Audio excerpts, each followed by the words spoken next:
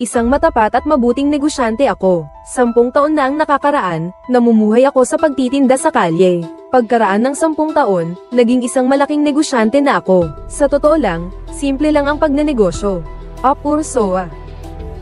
Halimbawa na lang itong piraso ng tela, isang lagay lang ng pintura, agad itong naging berde. Tapos, pahid lang ng super sabon.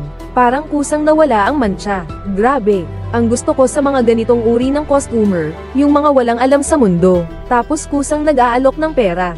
Importante ang magandang feedback sa unang pagbebenta. Nang panasa ni Datong ang buong katawan niya. Sa harap ng maraming tao, alam ko na, panalo na kami. Mabilis na sumunod si Asian, at hinugasan ng lampi ni Akiang. Agad na nakakuha ng atensyon ni Xiaomei. Sa may impormasyon center ng Nayon, ang pangalan ng sabon, unti-unting sumikat. Parami ng parami ang mga taong gustong bumili kahit mahaba ang pila. Sa totoo lang, para sa kanila, hindi naman talaga kailangan ng sabon. Nakikisabay lang sa uso. Para sa tinatawag nilang karapatan sa sabon, hugasan mo ang sarili mo. Naging uso na ito sa lipunan.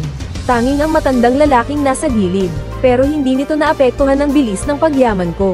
Mula sa mga mayayaman at makapangyarihan, mula sa mga karaniwang kawani, hanggang sa mga dayuhan, ay nagpakita ng matinding interes sa super sabon. Ngunit ang kamay ng matanda na gustong kumilos, ay hindi pa rin makasalo ng bola. Bahala na, ang bati ng mga tao ay hindi na kumusta. Kundi naging, bakit hindi pa mas maganda? Araw-araw, may mga taong nagpupunta rito mula sa iba't ibang lugar. Pati ang 3 monge sa tabi, hindi na nag-aagawan ng tubig. Gusto rin nilang maranasan ang kasiyahan ng pagligo. Gamit lang ang sabon. Agad akong nakaipon ng unang puhunan ko, mula sa pagtitinda sa bangkita hanggang sa pagbubukas ng tindahan, at hanggang sa pagtatayo ng kumpanya. 2 taon at kalahati lang. Natapos ko na ang unang yugto ng pag-iipon ng kayamanan. Naging uso na ang paglilinis ng buong lungsod. Pati ang prosesyon ng kasal ay hindi nakaligtas. Nahawa na rin ang prosesyon ng libing. At ang matalinong matandang lalaki, kapag nag-alinlangan man siya, sa huli ay sisuko rin siya. Sa ngayon, hindi na niya nararamdaman ang pagiging hamak, dahil ang buong lungsod ay naliligo na sa kasamaan. Ang lahat ay parang mga naglalakad na patay, nawalan na sila ng sariling pag-iisip, at matalas kong napagtanto.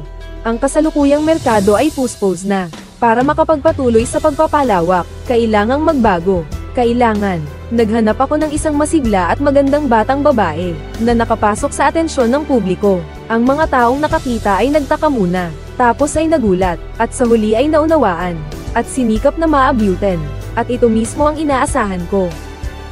Papa, ito ang anak ko, at ito ang bagong kumpanya ko ng mga super pintura. Sinasabi nila na ang uso ay umiikot, pero ang negosyo, bakit hindi rin? Makikita mo sa mga mukha ng mga tao kung gaano sila kasaya, kailangan nila ako. At ako naman ay makakapag-ani na naman.